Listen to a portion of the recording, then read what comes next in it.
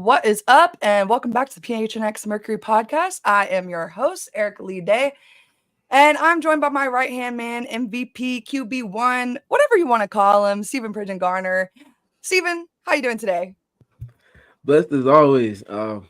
Wish we were speaking on the Mercury in more glowing spaces, but we are here. The team has some adversity ahead of them getting to the finish line before we can speak to the playoffs. So we brought a friend in to help us with that. So without further ado, Erika, I'll go ahead and let you lead into the guest today. Yeah, I'm super excited. We're joined by Nekias Duncan, who is the host of the Dunker Spot podcast. And we've been wanting to have him on the show for quite some time. And so I'm glad that we were finally able to get it done here on this very, very random Thursday afternoon. It's a very rare Thursday without basketball. So that's exactly why I thought it might have been a perfect time. Exactly. It's like, it feels weird, but no. Appreciate what both of y'all do in the space. Even though I go way back. Happy to be on. Excited to talk about some Mercury. Interesting time in Phoenix Mercury-dom. So very excited to dig in. Yeah, you could say it's been an interesting weekend for sure. I guess it's not the weekend considering it's Thursday, but it has definitely been an interesting 3 to 7 games for the Phoenix Mercury. So I'm excited to kind of yap about that with you a little bit. But I guess I wanted to give you an opportunity to kind of talk to our audience, tell them a little bit about you and what you do on your own. Oh, well, self-plug. I host a podcast with Steve Jones Jr. called The Dunker Spot. It's an NBA and WNBA podcast. Very much X's and O's focus. We want to figure out why a team is good, why a team is struggling, why a player is playing well, why a player is struggling. It's strictly hoops. As cliche and as simple as that can be. That's just kind of what we do. We want to dig into the nuts and bolts of what's going on, react to what's happening, try to project what's going to happen. And we just have a whole lot of fun talking about basketball. Steve has a bunch of experience working in the NBA. I just watch a whole bunch of basketball, but together we make sweet music on the basketball side. So quick elevator pitch. Well, we appreciate you coming on. And before I get any further down the nut cut here, I do have to give a big shout out to our girl Leah for producing the show today. She's doing it live from the fantasy football draft. Big shouts to her. I can't imagine the noise going on in her ears right now between myself, who we all know has a difficult time getting on topic, and then all of the drafts. I'll pray for her all night long. Thank you, Leah. Big shouts to you. And before we get into the nitty gritty, Stephen, I know you thought I was going to forget, but I did have to just revisit the Thunderstick topic real quick. Oh, gee. Because I found them in my laundry this morning, and I was like, I can't let them live it down. You know what I mean? So I just want to make sure everybody knows not all of them break in my possession, right? That must mean you haven't used that particular set yet, which is why they up before the show, right? Yeah. Exactly. It's okay. You could have just said that. We would have believed it, of course. But I get you. I see the game. I appreciate the effort there. It's okay. I'm glad though. All Thunderstick lives matter. You're so right, except for when they're in Erika's possession and the rest are doing what I want them to do. So, but without further ado, I'm so excited to talk about what's going on Planet Mercury. Like we said, it's been a lot of exciting. Not sure if you want to say it's good, exciting, bad, exciting, just exciting stuff going on. So, Stephen and I have been talking about this team from a contender standpoint since the very beginning of this pod. And I think at the very beginning, it was a super fair assumption to be made with Stephen and I have loved to throw this phrase around, embarrassment of riches on this team. There is just a ton of talent sitting here. But just from an outsider perspective, someone that doesn't cover this team specifically, I just wanted to kind of get your outlook. Specifically, I guess, from the All-Star break ending, Olympic break end, and we've resumed here domestic play. Got you. I think heading into the year, I'll go broader and then kind of zoom in. But I think heading into the year, you look at the cast, and my initial thought is if they stay healthy, they could be a problem in a playoff setting.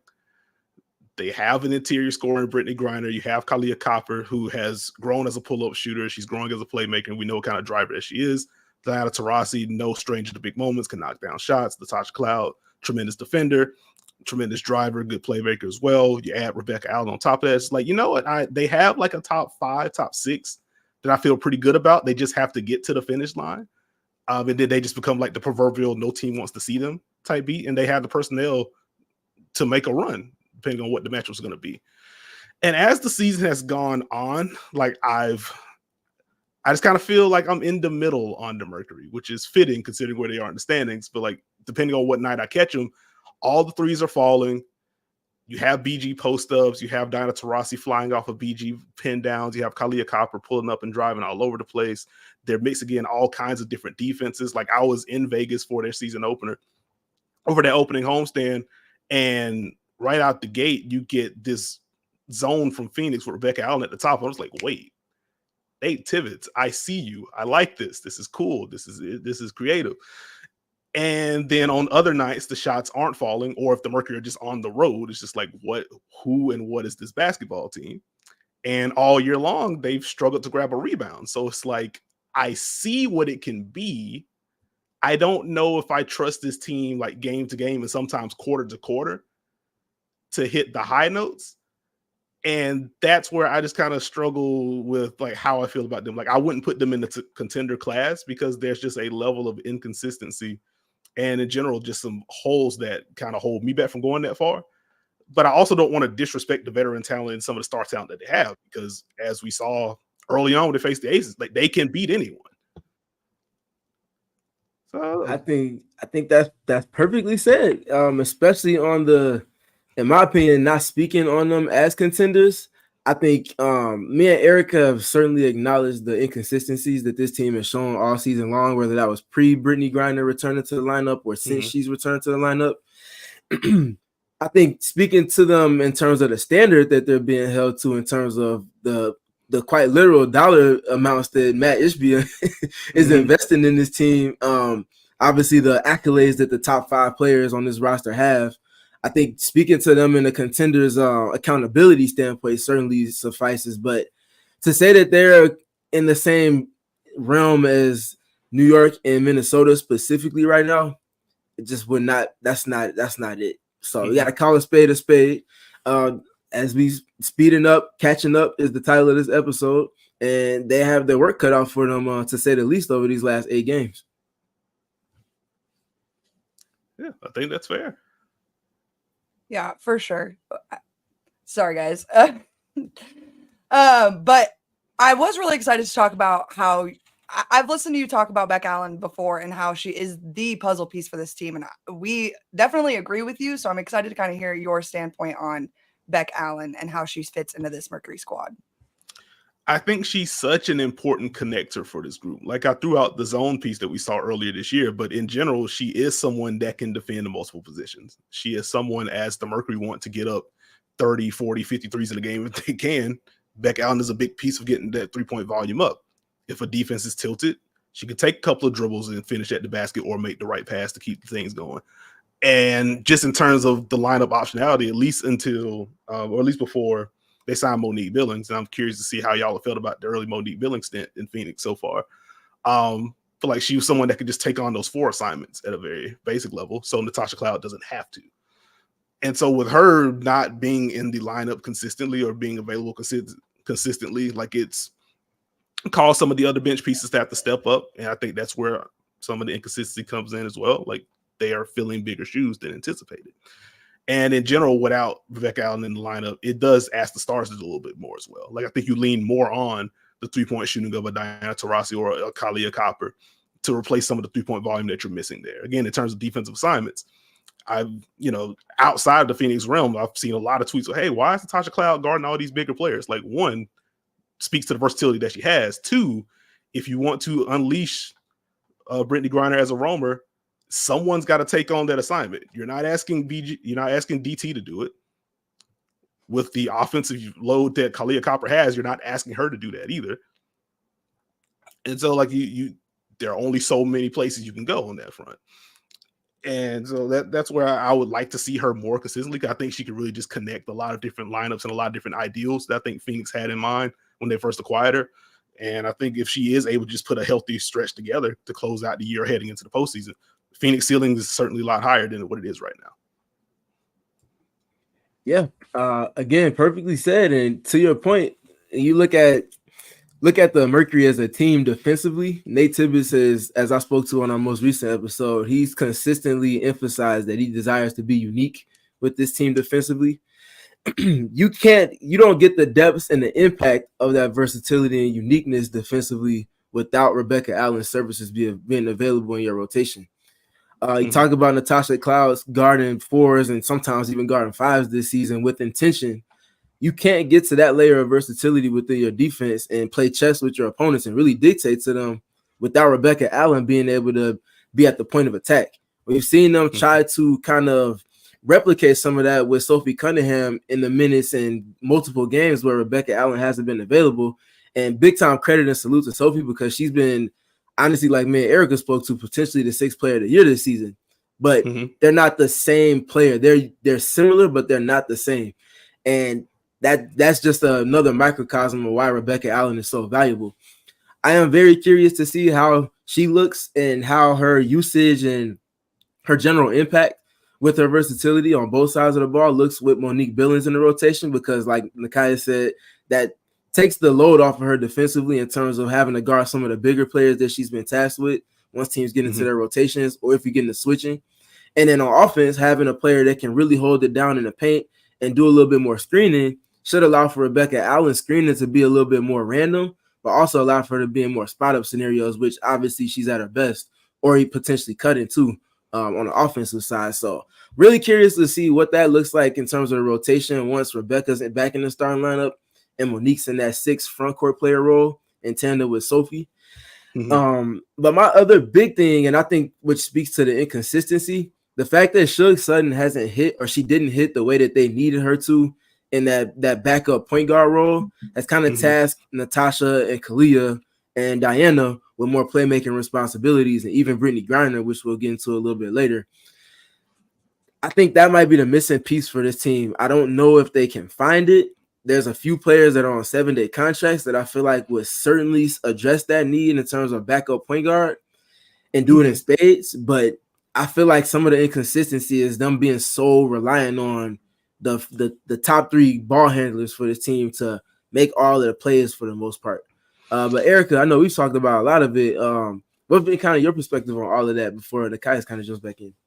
Well, I mean, like you said, I'm so excited to kind of watch how Bec and Mo play together. It's something we haven't gotten to watch yet. And it's funny because me and the Mercury PR staff were talking last night about how little we've actually seen the entire Phoenix Mercury play basketball. And, it's to her, it felt like there had been fewer injuries amongst the league, and I had to kind of get her in check. I'm like, girl, have you heard about the Wings or the Sparks? Because last I checked, they didn't really have like anything left. So, but it's true that the Phoenix Mercury have been just plagued with injury after injury that have really, really affected them. I mean, to start the beginning of the season without BG and for her to have come back and fit and find her role in the way she has been really impressive and fun to watch. But that being said, like, I think Mo was really impressive in her first game, but coming off of the last 2 games, I've kind of been, I don't want to say lackluster, but it's kind of left me feeling like I want more. Well, I think that's fair. It's funny you say that piece in particular because I was talking to Steve, I think it was yesterday or the day before yesterday. We were watching the Mercury. And he was like, I have a thought. Like, it didn't dawn on me just how much Phoenix might need what Monique Billings brings to the table. Like, it's a different ordeal when Monique is a bonus to what you're doing versus, hey, you have to be elite screener, elite rebounder, plus defender against bigs. And if there's any slippage at all, we're right back in the same boat with some of the holes on both sides of the ball.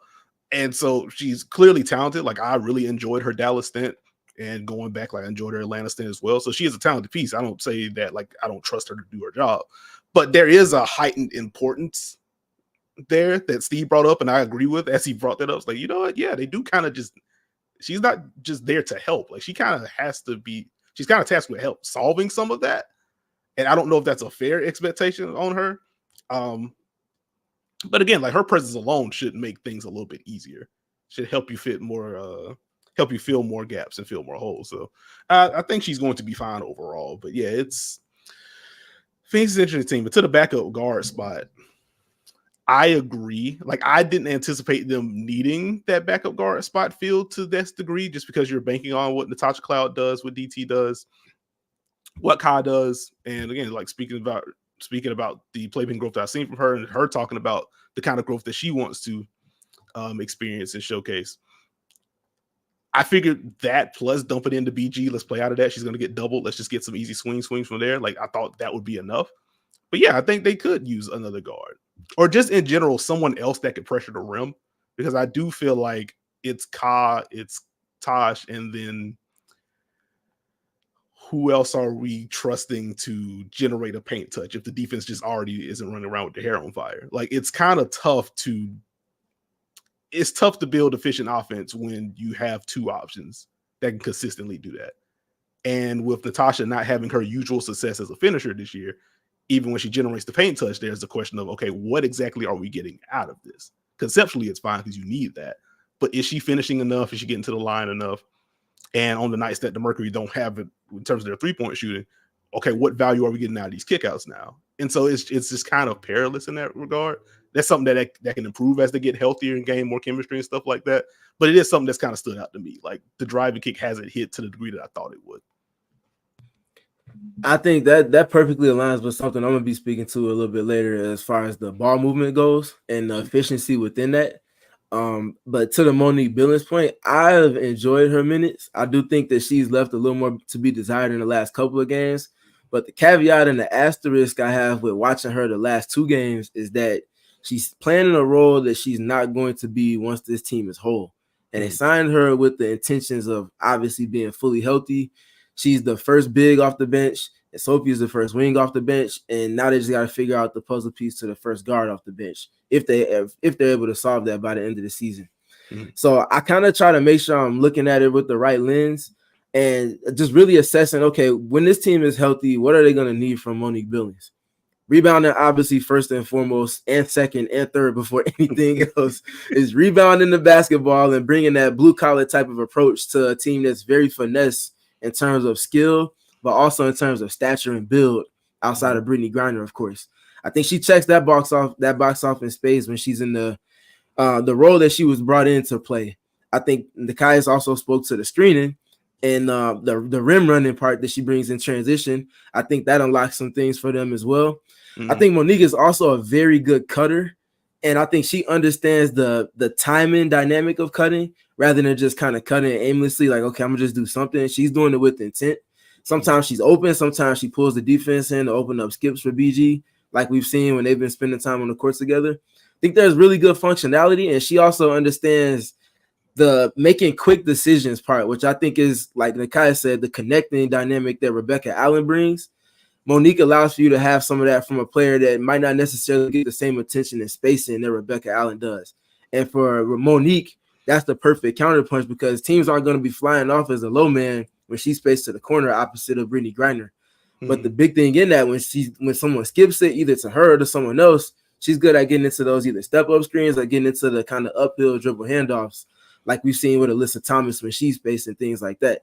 And I think there's really, really good functionality with the spacing that the Mercury can have when they're knocking down their shots and just the general template they have because of the players that they have spaced around the floor. So all that to say, Monique has been what they've desired for her to be. I think she'll be better when she's in the role that they desire for her to be in. And then I think that's when we can really start to assess just what the true impact is with that signing, because I do think it was a home run on the margins for this team because they sorely needed everything she brings tangibly and intangibly.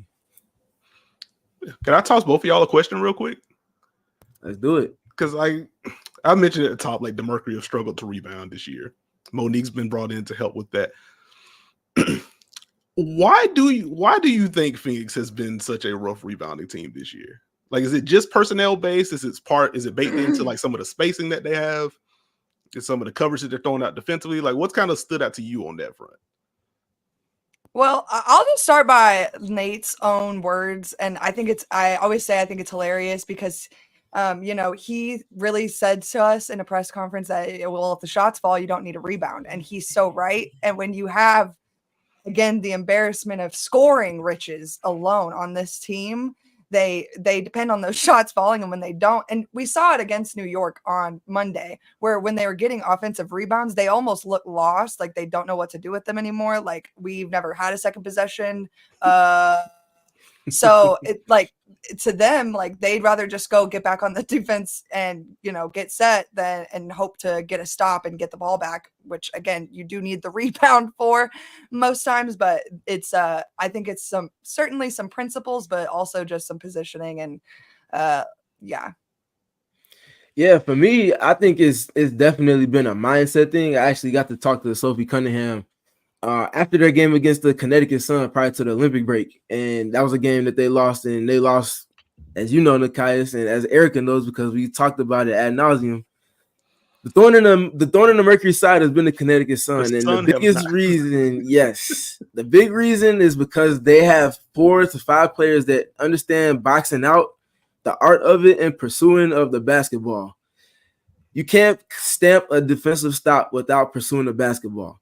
And it's been too many times where for the Mercury, they're over-relying on Brittney Griner to grab all of the rebounds.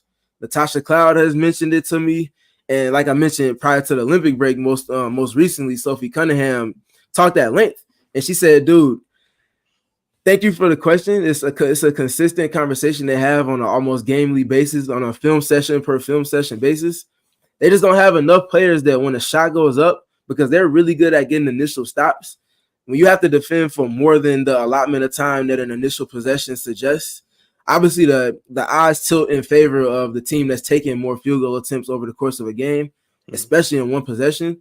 But also, she mentioned the fact that it gets that much harder. You're in a defensive stance, making all these rotations, doing all this communication for 24 seconds. That's a lot of time, especially if it's a team that's not running isolation every 5 passes. Add to that, you do that for more than the interval of 24 seconds, you're susceptible to a lot more mistakes, to fouls, which the Mercury has just been really sloppy with the fouls, just a lot of unnecessary ones at bad times. And just little things like that kind of compounding when you're spending so much extra time on defense. And then to the offensive rebounding point, I think schematically in terms of how Nate has the team designed, they don't really go for offensive rebounds. They err on getting back on defense and being better in transition on that end. But however, I think you mentioned something important, Erika, because Monique Billings is a player that is going to go after the basketball because that's something that she brings most value to offensively and defensively. And to your point, that's something that I'm sure with them finally having some practice time between yesterday's game and the game to come on Sunday against the Las Vegas Aces, they'll be able to look at the film. They'll be able to kind of get some principles established like, hey, guys, I know we haven't had a time to practice, but Monique grabs a lot of rebounds. So we're going to be having more second chance opportunities than we're accustomed to. Let's kind of get 1 or 2 quick hitters that we could potentially get into, if not just empty corner pick and roll as the default, and take full advantage of these 14 seconds that we have, because we still have plenty of advantage creation we can get to within 14 seconds. I'm a firm believer that they can potentially get into 3 advantageous scenarios within a 14-second interval if they do so with the requisite cadence. They have the template, they have the pieces in place. They just have to be better with the process in it. And I think they'll get there in time. But as Nate tapped the sign on yesterday post-game, he's just relieved to have some time to practice, because they haven't had that much. Obviously, they had 3 Olympians. You can add 4 with Bec Allen being with the Opals in Australia. In addition to that, naturally, she got hurt.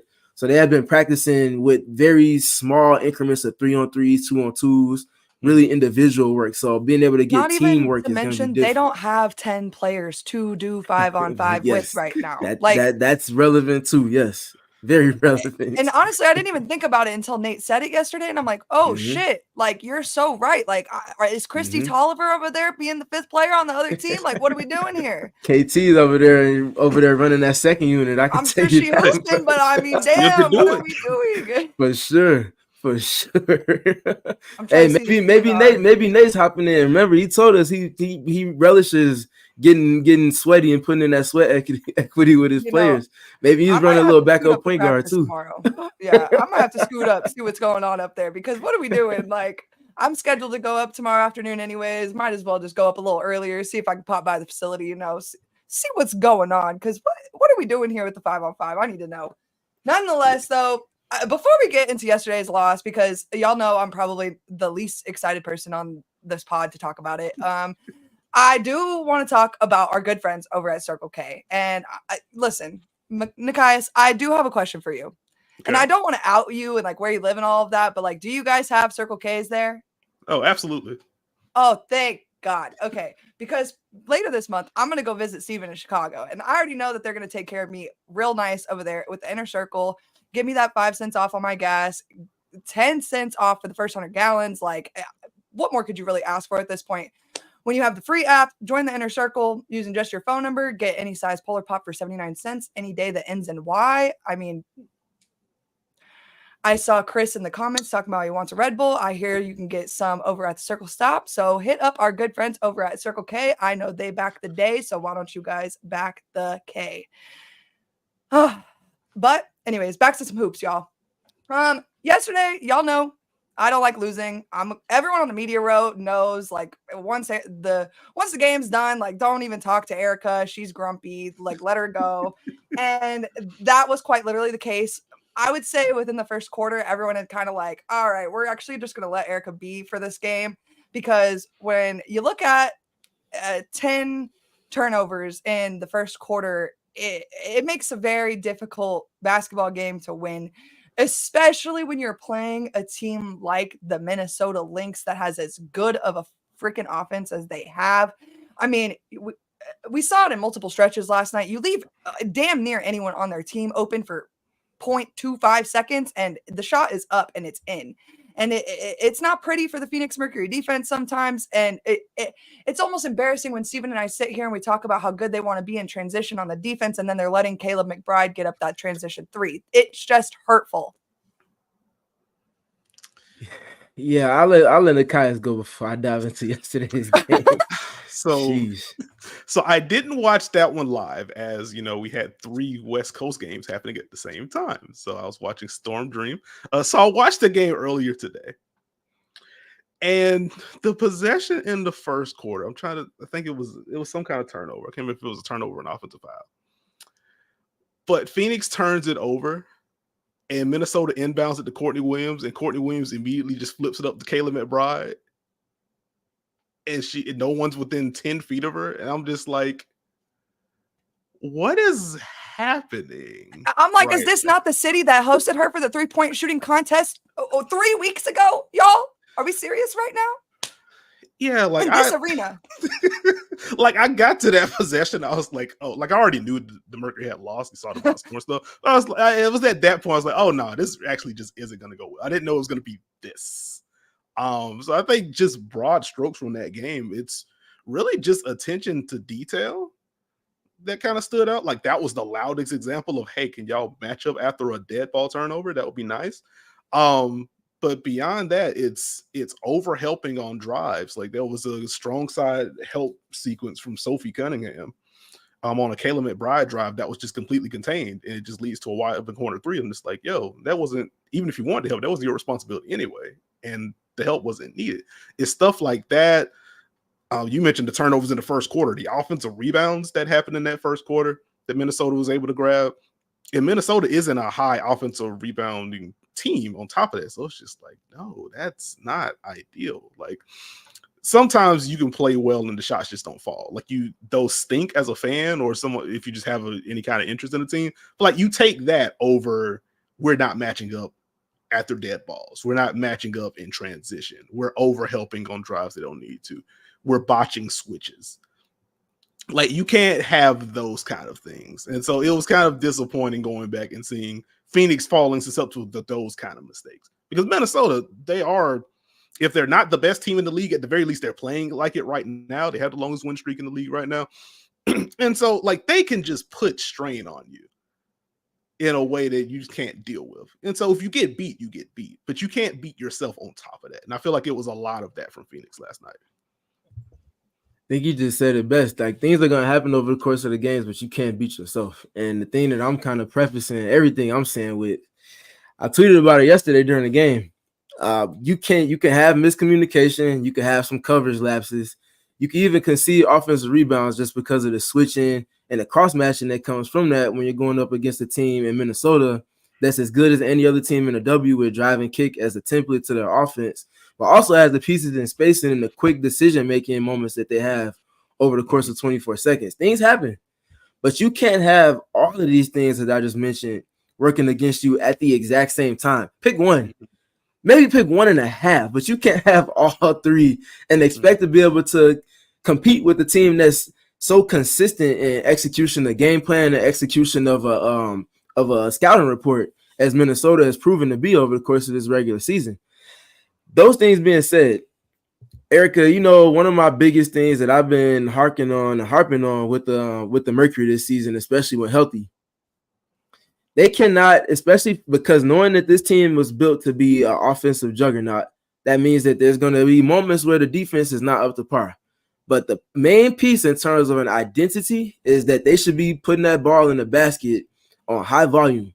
Sometimes it might be a lot of threes. Sometimes it might be a lot of pick and roll. Sometimes it might be a lot of free throws. Sometimes it might be a lot of BG post touches and working in the paint and really slowing games down. It's going to look different sometimes depending on who the opponent is and the floor of the game. But putting that ball in the basket is a non-negotiable for a team built the way that this team is built. Mm-hmm. You can't have more than one sub 20-point quarter over the course of 40 minutes. It just can't happen. I don't think that their process is strong enough on the defensive side for them to consistently win games on a games type of approach that garners. I think they have to put the ball in the basket, and the fact that Minnesota was really able to take them out of their offense in multiple stretches with the switching, and then naturally putting them in transition off of the turnovers, like you all talked about already. You just can't have so many compounded things working against you, and then also not play to your identity in addition to all of that. That's not a recipe for winning games against the teams that are at the top of the league this season. I'd say the switching is what got me, and this is a thought that I floated out to Steve the other day. I'll toss it to y'all, see what you think about it. Because in terms of Phoenix's offensive process, and they obviously have a whole lot of top end talent that you can use in a multitude of ways. And I think at the high end, like, there really isn't an answer for Phoenix when they have everything going. You have COD driving, you have BG, you have DT, et cetera, et cetera. The thought that's kind of been percolating in my mind is that I think the best version of Phoenix's offense is with BG as the focal point still. Not necessarily their best player, because I think that is just Kahleah Copper hands down. She's had an all-W first team caliber season. I don't know if she's going to get there because the top of the league is just insane this year, but she's had that caliber season. She deserves to be mentioned as an MVP candidate. I think it's Asia and Fee, but 3 through 5 or whatever, like, COD deserves to be in that conversation. So I'm not arguing that she needs to be their second best player. I do think that BG, even at this stage, is still the player that consistently draws to at the highest rate on the team. Mm-hmm. And I just think for all of the ways that Phoenix can dice you up, you still do have to have the foundation of how do we get this defense to commit 2 players to one player, one action, one screen, whatever the case may be. And I think BG gives you the best chance of doing that, especially in light of, as we talked about a little bit earlier, some of the perimeter room concerns in terms of rim pressure. There's so much responsibility on Kahleah Copper and Natasha Cloud to puncture the paint. And with Minnesota being able to not only switch against Kahleah Copper and feel good about it, but you would see a switch and someone's just parked at the free throw line already, which that's just a hallmark of what Minnesota does. But if, going through clips and stuff earlier today, like, if there's something that's becoming more and more consistent against Kyle in particular, we feel comfortable sprinkling in more switches. And if the spacing isn't super particular, we are running this Cobb BG empty side pick and roll with Diana Taurasi 1 pass away or Sophie 1 pass away. If the spacing isn't super intentional, you're seeing more and more players having a presence at that free throw line. And if you are now forcing Ka to give the ball up, or you get a switch, now she has to back out and now let's attack one-on-one, she can still do that. She can still get to the line. She can still beat just about anyone off the bounce and get to the paint. But it's becoming so much harder for her to do that just consistently. And if you are able to restrict Ka and you're already tossing these unders against Natasha Cloud, which, to her credit, she is bombing away from 3 since post-Olympic break. But teams are generally okay with, okay, we'll just duck under against Natasha Cloud, or we'll switch against Natasha Cloud. If Ka is also getting that, how are you accessing the paint? And ultimately, like, how are you getting the defense in rotation? And like, it's funny, like, seeing that game after watching like the Aces Wings game, where Asia loses her mind that entire game. And I tweeted about it. I was commenting as we were hosting a watch party for the game. I was like, I feel like Dallas is the only team that just lets Asia go one-on-one. But, you know, you play the percentages, it's like, well, okay, these are, you know, Asia's mixing in the drive to get to the line. These are a lot of middies. And ultimately, how often is Dallas in rotation against Asia? It sounds absurd because it's Asia. She's been the best player in the league, and she is the best player in the league, etc. But just conceptually, okay, if we're not drawing two, we got to hit a bunch of tough shots inside the arc. And if we're doing our job on the other end, like, we might just be able to math game this out. And Dallas was able to pull it off against Vegas. And so as I'm watching Phoenix, okay, if we feel like we can switch against Ka and just load a body early on, so it's not fully committing to, but it's not the same advantage creation. We can kind of dictate where you want the ball to go. Where is the easy stuff coming from? And that's where I worry about Phoenix moving forward, because I don't want that to become a template against them. Again, Minnesota has been the best defense in the league for most of the year, and now they're just kind of in that hodgepodge of four teams between a point of each other in defensive rating right now. So Minnesota proposes its own problem. But even within that lens, if you want the Mercury to be a contender, like, they're going to have to beat the Connecticut Sun or the Minnesota Lynx or the New York Liberty or the Las Vegas Aces or the Seattle Storm. The Aces defense has been what it is, but you look at those other teams, Seattle can ramp up the pressure if they want, but they have switchable bodies. They're fine with showing help. Again, we just saw the Minnesota thing. We know what Connecticut is defensively, and Connecticut has had a lot of fun against Phoenix this year. And New York, they don't mind showing that help. They also have a bunch of switchable bodies. They have a bunch of collective size. And so if you're looking ahead, you're Phoenix, like, hey, we gotta figure this part out. And I think being able to play through BG a little bit more, she's still one of the most efficient scorers in basketball. It may be worth reorienting things so they can slow the game down a little bit. We get two, we can get some general catch and shoot opportunities from there. If we are just spacing around BG, we got our athletes above the break that may help some of the transition stuff. We can match up earlier. I feel like they're going to have to tilt things a little bit. I think you teed this up perfectly for me, so thank you for that. I've talked to Nate a handful of times this season about their playoff of nail help and the different types of nail help that they've been seeing. For people that don't watch basketball on both sides, it definitely feels like the W is a lot heavier with nail help and conceding that than it is on the NBA side of things. I think it makes a lot of sense. But I think also when teams are conceding that advantage, like you said, whether it's a very mild or soft two to the ball with Kahleah having it, or if you're throwing it in the post and you're seeing somebody commit from the opposite 45 or the baseline or one pass away on the BG post touch, it's one thing to be able to create the advantage. It's another thing to cycle through options within that advantage to where it's not, we're getting the exact same look or it's just not happening.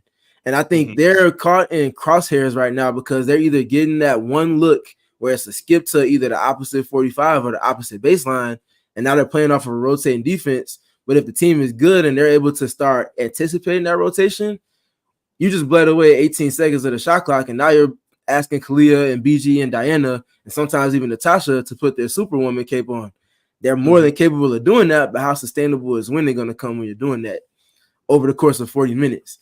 So the thing, and I've been asking Nate about this a couple of times this season, because for me watching the film, I desire to see them lock a lot more in with second side advantage creation. They can draw two to the ball, like you said, whenever, or just draw extra attention if it's DT and BG in the empty corner, whatever type of template you want to go to with Brittney Griner as either the handoff hub or the screener or the post-up player. That second side, they usually like to be in trips left or trips right, opposite of the primary action. What's that middle player doing? Are they cutting when somebody's peeling in, or whoever it is that has their defender peeling in to help? Are they cutting and then replacing? Or are they having like a double cut and somebody else kind of like filling all the way to the backside corner? Like, what are you doing to get the defense to either shift their attention from the strong side to pay attention to what's going on backside, or to just generally make them switch positions in terms of the defensive shell and responsibilities that come with that. I don't think they're doing enough of that. I think that's something they can just easily do with just one film session. And I think naturally the past 2 games against teams that are very switch heavy, they like to also show help. Maybe the 2 best switching teams in the league in New York and then obviously Minnesota even more so. Back-to-back templates. They have to – it can't just be players watching BG with the ball in their hands and working to shoot over a double team. She can do that. Kahleah can work against extra help, but you have to put yourself in a position to where you get the most out of your catch and shoot players. And I don't think they've been doing enough of that over this post-Olympic stretch. I also think that having Bec Allen back helps with a ton of those things because Bec Allen, the values that she brings on the box score are one thing, but the intangible things she does, she makes quick decisions, she understands spacing, she understands timing and cutting to optimize spacing and put other players in position to be successful backside. Those things you just really can't place a value on. And when you don't have really anybody that's consistently doing that and everybody else can pick the baton up off of that, you kind of start seeing a little bit of the stale mundaneness that we've been seeing within their offense. And their offense is far too prolific at the top end of things for it to ever hit a snag in terms of being stale. Mm-hmm. And like to your point, you touched on a little bit earlier as you talk about some of the weak side creation and stuff like that. Like Monique Billings historically has been very good and very willing at, oh, y'all are overloading. Let me set this pin in real quick so we can reverse it, get it to the corner. We're good at that. Let me dive down, just occupy a body. And then if someone else wants to cut in behind it, they can. So like Monique Billings fits into that very specifically. And so as she gets more comfortable and understands where her openings are, I would imagine you're going to start getting more juice out of that. And to you and Erika's point, like just being able to practice, I think will be helpful in establishing, like y'all are basketball players. You played all your life. You know what these ideals are. This is a part of what we do. So don't be afraid to do that and worry about being out of position or anything like that. Like, no, we want you to fill that space. We want you to play random on the weak side. Help us out. And like that's, I think in general, something that I want the W fan base to understand, like,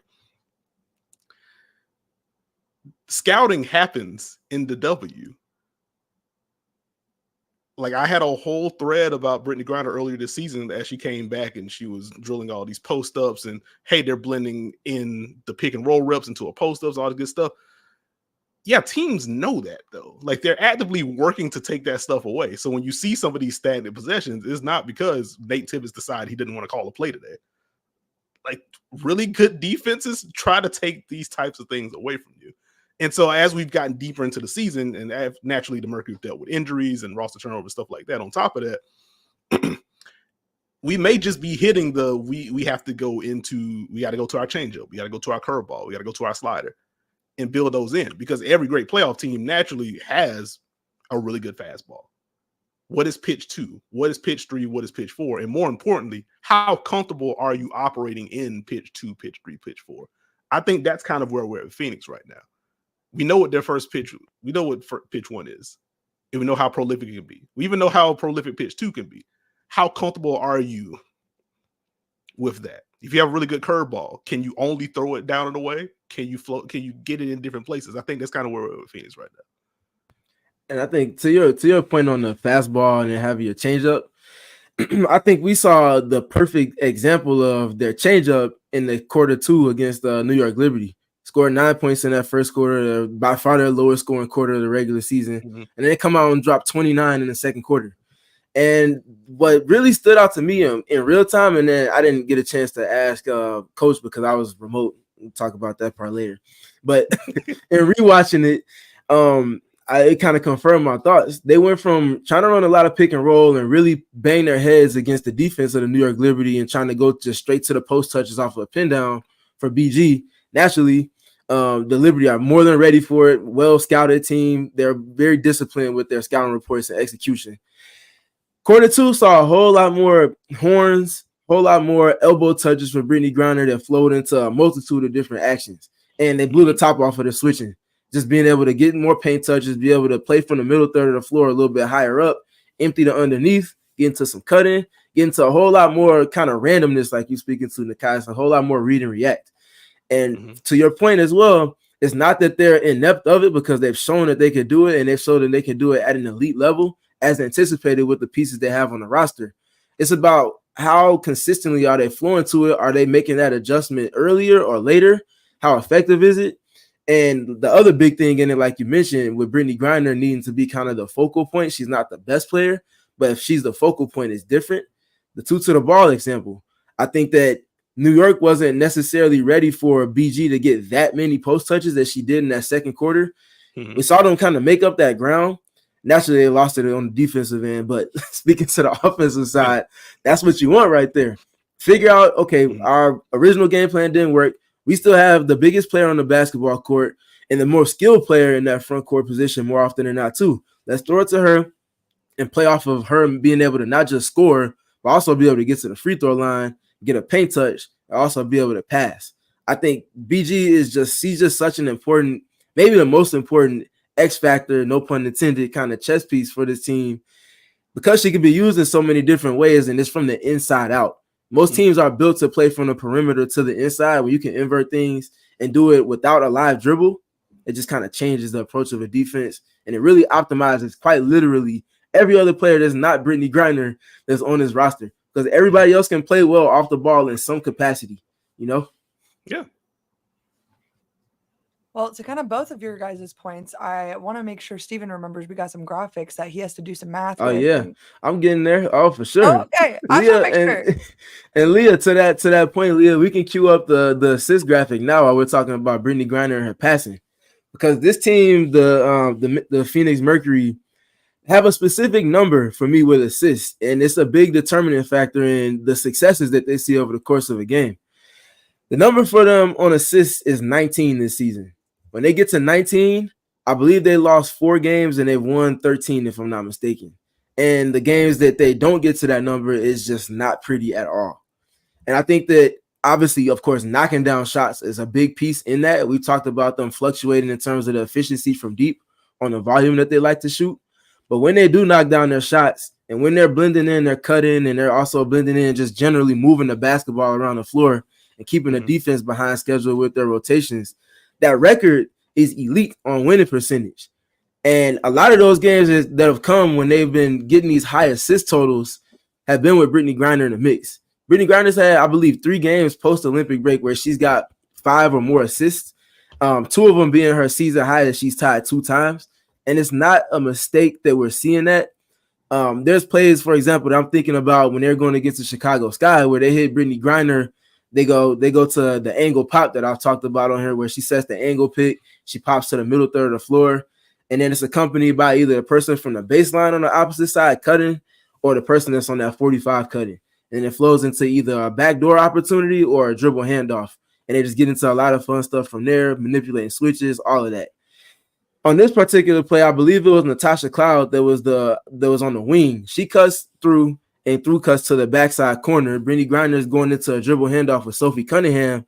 Because of the way that the spacing's been manipulated, Sophie Cunningham has the option. She could just fake the cut and go back door, or she could fake back door and go take the handoff. Or Brittney Griner could just keep it if she wants to. Sophie Cunningham decides to go back door, and there's just no one there to help.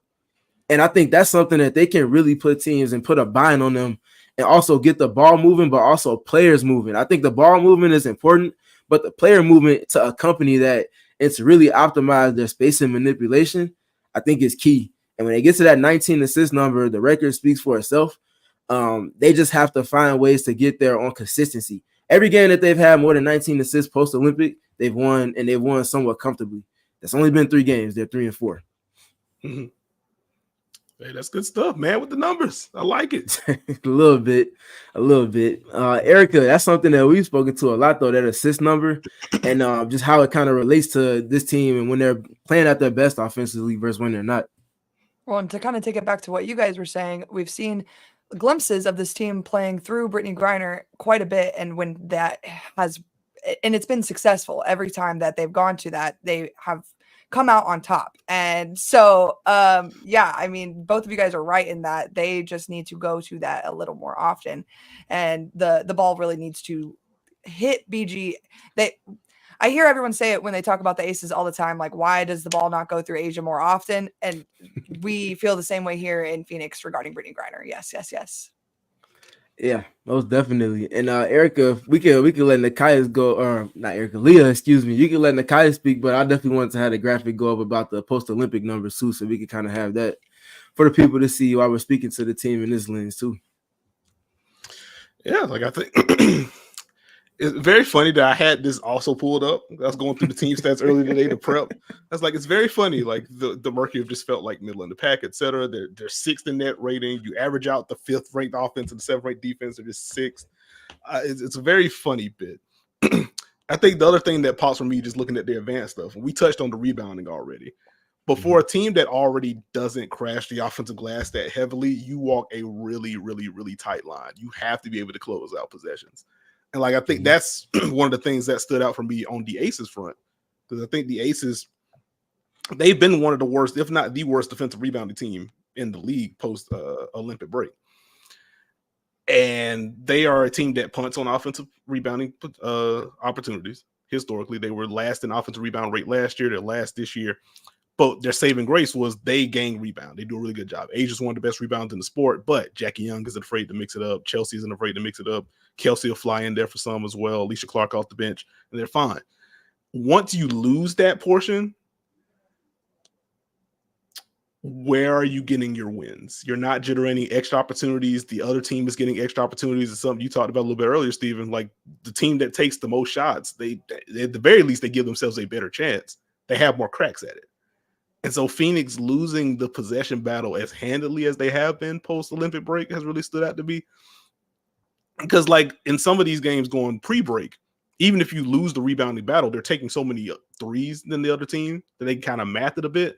But it's kind of slipped to the degree like they can't, it's gone below the line for them on that front. And like even the three-point shooting can't make up for some of the stuff that we're seeing. And on the nights that they don't have the three-point shot falling, it's extra tough for them to have that kind of success. Yeah. And this, you really, especially with this team being so deep in terms of scoring the basketball, you don't want to be treading the line of live by the three, die by the three, because that is very risky.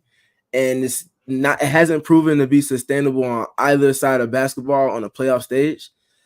So they have to figure out that piece over these last 8 games. I know it's not a big window of time, but the caveat for them is that they have health on their side. Bec Allen's been gone for so long that her return is going to hit like a mid-season acquisition in a sense, or late-season acquisition in a sense. Staying healthy is obviously the biggest thing, but being able to get her back and get her back in their context with the context improved as much as it possibly can be, obviously taking advantage of these days off leading up to Sunday, I think are extremely, extremely important. I also think that Kahleah Copper might have needed a little bit of rest since the Olympic stretch. That this last 2 games are extremely uncharacteristic of her. You talk about the things that opposing teams are doing, absolutely that matters. Hat tip to them for doing their job and doing it very well. She's also a very, very much a player that's stubborn and just does not care about what you're doing more often than not, and can show you that ad nauseum to the scoring point more than anybody not named Asia Wilson this season, you know? So having her have some rest and be able to have her legs back and be able to kind of enter the game with a fresh mind and everything with that will certainly help too. Just have to see this team get it done. They only have, 2 more or 1 more home game left, Erika? 3. Or they got 3 more home games. And the majority of the last 5, yes. And the last 5, 1 more. And the majority of the rest are on the road, which has been the team's biggest weakness this season. So figuring it out in the context where you haven't been yourself this season, which leads me to my last point. Identity. Talked about them being a score first team. They have to figure out that piece, and they have to have it translate to the road, because their road numbers, they look like a complete different team on the road. They've all spoken to it. I'm getting tired of talking to it. I feel like it's going to be something that ultimately gets in their way if they don't figure it out by the end of the regular season. And the way that things are set up, guess who they have waiting on them in the first round if the regular season was to end today? You just can't get away from these things. They're not going to go away. You have to either tackle them, or you're just going to kind of have your season ended because of it. There's no in between. You can't play the line. Yeah, I don't want to lie to our viewers, and it is the 5 of the last 8 are at home, actually. So we have quite a few more opportunities to see the Mercury at the Footprint Center. There we go. But to your point, Stephen, with the road travel, because like I was looking into it earlier this year, it's like the 3-point shooting has been the biggest thing that just has not traveled the offense has not traveled on the road well for most of the year. And you just zoom out on a very basic level. On the W side, first round is 3 games. Higher seed gets the first 2 home games. If the Mercury can't win a road game, they're not going to get their home game in their first round season. They can't figure that out. So they got to figure something out. Very quickly to the Aces Mercury point. Very excited to see who cleans the glass the best in that one, as they've struggled so much.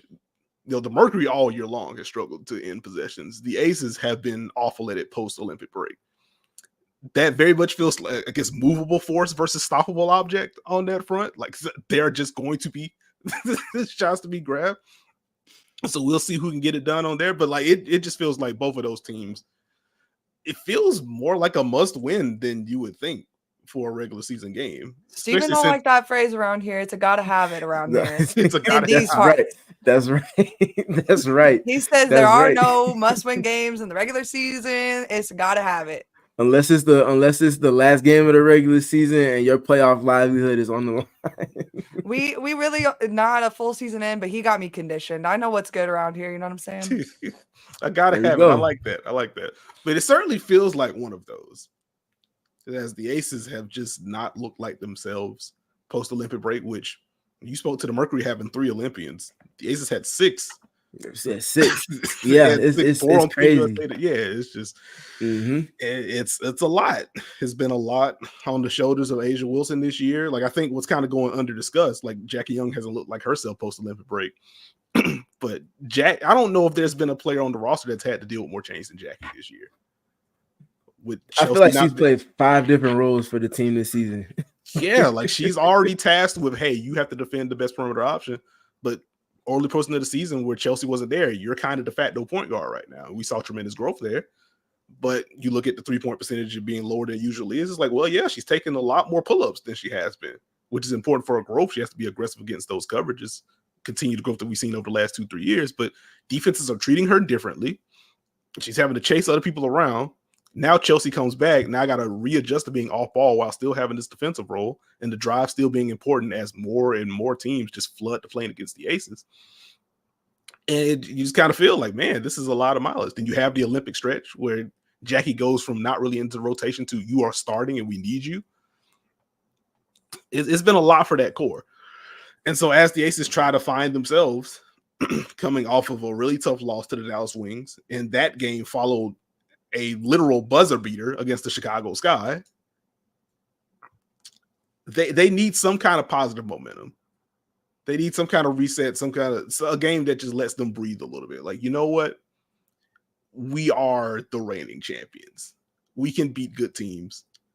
We can do this. It doesn't have to be as tense as it is right now. That's the one thing I've appreciated about A'ja. Like, after the Sky game, even after the Wings game, you don't feel the weight from her. You know it's there because how could it not be? You're going for a 3-peat. You're underachieving, whatever. But she's been light in post and she's been light in post game pressers. She's been cool whenever I've talked to her.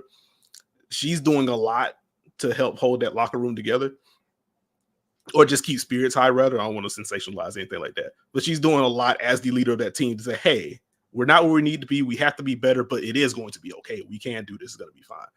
And so a win against the Mercury would naturally help in those regards. That's the Mercury. They've gotten a win off of the Aces this year. I know, just thinking about marquee matchups, you're going to have Kahleah Copper and Jackie Young. You're going to have Natasha Cloud and Chelsea Gray or Kelsey Plum, whichever one she decides to defend. Or if she's defending A'ja for that matter. You got A'ja and BG in the front court. Like, there's a lot there. That's going to be a chippy matchup for sure. Which, shout out to the Mercury for setting a bit of history, derogatory, on the tech front. But that's going to have a playoff feel to it. I'm really excited to watch that game. It's a gotta have it for both squads. I do want to say something regarding the Techs while we're on the topic real quick. If D is going to get her 7th, can we just get it out the way now so that we can deal with the suspension for one game and go about our merry way? Like, I'm so serious. Like, let's just get it out the way now. I want no playoff repercussions. Like, I'm not trying to be in Minnesota, like, for a playoff game and Diana's suspended for a game. Like, miss me with that nonsense. I as much as I love Coach DT on the bench, like, we need her. Mercury need Diana Taurasi. Get it out the way now. Yeah, the tech thing is crazy. It's out of control. It's also definitely like I'm usually not one to give players like that alibi, but it's understood in moments. There's been some issues with the whistle that they've been getting or lack thereof, particularly with Brittney Griner and Kahleah Copper and how often they spend time in touch with other players from opposing teams, not by their own doing sometimes because you just can't stop them. So you have to lean on them in some capacity that's towing the line on legal or illegal. I definitely understand it, but as a team, you have to be able to leave that moment in the moment. And speaking to that, quite literally, we heard and saw A'ja Wilson go through that in the Olympics. She had her moments over the course of pool play before the championship game, and she was able to put that to the side because of sometimes conversations with Dawn Staley or other players in the locker room, and she rewrites the ship, and she looks like the best player in all of women's basketball and one of the best in the world generally. You see her have her woes in the championship game, kind of spending a little bit more time, or the gold medal game, spending maybe a little bit more time with the back and forth than she usually does. Applying that to the Mercury context, you don't have as much ground to make up for because your team has all-stars, but your team is not full of the top 15 best players in the world. Mm-hmm. It's a different type of game you're playing, and you can't spend more time paying attention to that dynamic versus addressing the things that are happening between the four lines. I think they can do better with that. I feel like Natasha Cloud has said that a few times this season. And as the point guard and as the leader, she feels like she's the player that is most responsible for shouldering the brunt of that weight. I expect for her to be up to task with that because I believe she's also on the borderline for the suspension in terms of technical foul totals too. She's at 3? No, so there are 3 Mercury players that are on the brink. So Tosh, of course, Diana, obviously, and I want to say it's Kahleah, but I think Kahleah is 2 away. So okay, I could be super wrong in the 3rd player though, so don't hold me to that. Everybody, that sounds about right from what I remember. That sounds about right from what I remember. Or but I do also want to give Sophie a shout though, because Sophie that said it herself. I'm impressed that was the first time she ever got ejected, and it was low key on purpose. I mean, come on now. Give the girl some credit. I was like, dang, that was really the first time. Like, that's kind of wild. I think Sophie was somewhat impressed too when she found out post game, which was hilarious to hear. The laugh that was ringing through the media room when she walked in was grave. It was a good vibe last night. You know, normally after a team loses like that, it's kind of a wish-wash vibe in the media room after, but it could not have been more joyous with her and Natasha Mack, who, by the way, has heard of her nickname through the grapevine these days, and she just wanted to make sure we give the X Factor big shouts on the Mack truck. And also being heard through the Footprint Center these days is some barking. So I don't know if I can take all the credit for that, but I've heard it. I've heard the security guards talking about it. Everybody's mentioned to me that there's a certain noise that rings throughout when Tosh Cloud does her do thing. So I feel like we're doing our thing this year, Stephen. I feel like we're making things happen in the Footprint Center. The impact, the influence is definitely there. You keep bringing that energy, and the fans that listen to us. First of all, we appreciate y'all. I keep bringing that as well to the crowd. Starting to see some changes. I already mentioned that Mercury basketball is one of the more unique in-house settings in terms of the basketball environment that it is, from the engagement with the crowd, the different chants they have going on, all of the fan engagement stuff. It's different. And, you know, when you get to speaking of trying to contend for a championship in any capacity, you need that home crowd advantage. And the X Factor really is an X Factor. That's not just the adage in the sand. And the way that the franchise embraces the fans and vice versa definitely makes it a unique basketball experience. And my fact checker, David, is in the comments saying DT and Tosh have 6, Ka has 5. So I was close. And BG is the 4th and closest. And what a squad. I'll say that does not surprise me at all. We mentioned early in the season this team is full of dogs. Sometimes dogs are going to bark a little bit more than you might want them to. You know, things happen. I think this is very much intentionally or not, this is very much an identity piece for this team. And I think it's as equally as it's something that can sometimes work against them. for as impactful and effective as it can be, like we talk about that comeback against the Minnesota Lynx earlier this season, that dog factor, you don't get that comeback and Kahleah hitting that game winner without having that as an imposing type of dynamic that your team can put forth on any given game when they press that button. So it can be volatile, but it's something that just is naturally a part of this team because of the way that their best players are built individually. You put a dog with another dog, you get a lot of barking. But Nekias, before we let you go, I saw someone ask in the chat, and we got to ask you, just in case, Coach T, the squad might be listening, can you just give us the keys to beating the Aces on Sunday? Ooh, keys to beating the Aces on Sunday. I would say 1, rebound the basketball. That is going to be key number 1 for both of these teams. You got anything else? Literally anything. Literally anything else. I would say, honestly, you could probably get away with ducking under the guards with how they're shooting right now. Like Chelsea is looking more like Chelsea, so you got to be careful on that front. But you're gonna come out and they're gonna be shooting 100%. But something I've been monitoring this year, like last year, the Aces had the highest offensive rating in W history, but they were last in the percentage of shots that come at the rim. They shot the lights out. They have not been shooting to that same degree from 3 this year. Their rim share is even lower than it was last year. And I think the stat was, when I checked it out earlier this week, it was the 3rd lowest rim share since 2009. They are not getting to the paint. It's a lot of short mid-range jumpers. There's a lot of middies. Asia, again, has been incredible. But if you can crowd the paint, duck under the guards, keep them out of the paint, crowd Asia on her catches, that's going to be your best bet in slowing down the Aces, at least process-wise. Now, they can just get into this tough shot-making bag. But process-wise, unders against the guards right now because they're not shooting that well. Crowd Asia on those touches. You should be able to get out and transition against this team. Vegas has not been switching with the same effectiveness as they were last year. A lot of miscommunications there. So to our earlier conversation about playing through BG in the post, I think that could really be helpful there. The Aces have been tinkering with new starting lineups over the past week and a half or so. Megan Gustafson's gotten the last couple of starts.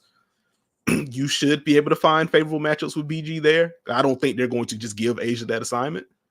Play through BG, get into some of your off-ball stuff, get into some of your movement. The Aces haven't been as clean on that stuff yet. You should be able to generate some good stuff right now. I got 2 quick ones for you. One, how effective do you think the 2-3 inevitably will be against Vegas on Sunday? It's going to be, I think it's going to be lineup dependent because as they started, they're still bringing Key off the bench. So if you can sprinkle it in then, that's probably where you want to get Vegas. So I think there are absolutely pockets in which you can do so. I think the worry is that since the Aces haven't moved the ball with the same fervor as they did last year, you don't want to toss out that zone too early and then just give them openings to attack. And if they get in rhythm against zone, then what is your counter at that point? But I would say if you're hitting the zone against the second unit, like start the second quarter or something like that, or you just sprinkle in a random possession after a TV timeout, I think you could get some good stuff with that zone. Okay, it's kind of what I was thinking too, more so spot using versus using it for a 7 minute straight and expecting it to work. Mm-hmm. Other big thing, we talked about it multiple times, the cross matching. Looking at Natasha Cloud on A'ja Wilson and being able to have Brittney Griner roaming around and double teaming from different areas and just shrinking the floor on Asia's mid post touches, low post touches, elbow touches. Mm-hmm. I think you already spoke to it, Megan Gustafson starting or anybody else that they might potentially look at that other starting 4 spot. What do you think they go with starting lineup wise against the Mercury? Because I do think there's going to be some gamesmanship that comes with that from the Mercury side of things based off of what they start with. Honestly, that's a good question because as they've gone with Meg and like she hit the 2 big threes in that third quarter against the Sky when the Aces did, I think they went the entire first half without making a 3. She made their first 3-pointer of the game. So she's had her moments. But ultimately those lineups haven't been fruitful. Like the Aces have just been flat out outscored in those minutes. It wouldn't surprise. I think they do start with a big though. I don't think they want to give A'ja that assignment right out, especially with what she's having to carry offensively right now. So I would imagine it's between Megan and Kia. This feels more like a Kia matchup, if I had to guess. The Aces had practice they were supposed to have practice earlier today. They sent an email out last night. They were going to cancel practice, which makes sense. This is, again, 6 Olympians. You have this kind of stretch. You actually have, you play on Tuesday. Now your next game's on Friday. This is a rare chance for them to actually get some legit rest. So it makes sense. So I'm at home right now anyway, but I didn't have a chance to ask if there are any plans on switching lines or anything like that. That's something I'll try to tap in with pregame tomorrow. Or pregame during that game. But if I had to guess, I think it's Kia Stokes. I think they give. I would imagine so too. Yeah, that's what I was thinking too. But just the fact that they didn't go to it, the most 2 recent games, even with the going up against Chicago and matching up Megan with, obviously Asia and Kahleah, that was interesting to me. I was kind of surprised, and it didn't work in the first half, but it definitely did in the second. So I'm definitely have an eye on that come Sunday's game, and the gamesmanship and process from both teams that kind of comes from that. Appreciate you, my man. No problem. I think it's. Oh no, go ahead, guys. Don't let me. just very quick. My bad. I was just saying, in terms of testing Megan out in those 2 big lineups, it's easier to do that against Angel and Camilla, where neither one of them have been effective post scorers to this point, and even Tierra McCallum and Natasha Howard. They can get you on the block, but they're not high volume, throw it in. BG leads the W in post-ups. And I just checked it on Second Spectrum, over 1.1 points per possession on any trip featuring a BG post-up, which is some of the most efficient stuff in the league with any action whatsoever. And so, I don't know if you can use the Megan try your best, get your fouls if you have to type beat. That feels like we need to make sure BG does not get going early. So I would guess Kia on that front. For sure. Well, y'all, I'm very, very excited to welcome the Aces into the Footprint Center for one final time this season. I won't lie, I've had enough. We saw them twice early this season, and now we're getting our last little taste here. And not that means the Phoenix Mercury schedule gets really any easier after that, but nonetheless, at least they can move on from the Aces until maybe they see them in the playoffs. That being said, you have given us some just fantastic insight regarding what we can look forward to seeing, what we've seen from the Mercury, just a new perspective that we haven't gotten to, have on the show. So I hope we get to have you again, maybe sometime. Obviously, schedule permitting. I know that's pretty rare that there's no basketball on Thursdays, and that's what got us all gathered here on this fine evening. Oh no, we'll rock it out. We got to do it again. Okay. I'll wait. I'll be patient. But until then, tell the people where they can find you so that they don't have to wait until then anyways.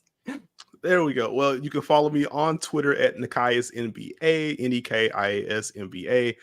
Subscribe to the Dunker Spot podcast if you haven't already. Again, we are full-blown swing with W content right now. Though we did just have a fun interview on the NBA side that's going to be coming out tomorrow. So a little change of pace for us. But in general, whole lot of W content as we ramp up for the postseason. I'm sure we're going to do more award things as the season closes, as all of those conversations have been super respectful and cool, as you know. But no, we'll talk award stuff. We're digging into the latest trends and stuff on the W side. So if you're trying to get the nuts and bolts of basketball, come rock with us here at the Dunker Spot. And Steven, you got to tell the people where to find you too. Yeah, you can find me on Twitter at StateUS.3. You can also find me on YouTube at Steven Prijon Gardner 3.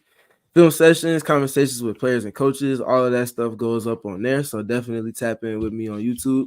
And last 2 things I'll say. 1, don't forget to subscribe to the newsletter over at Basketball Reference. It's easy as Googling Basketball Reference newsletter.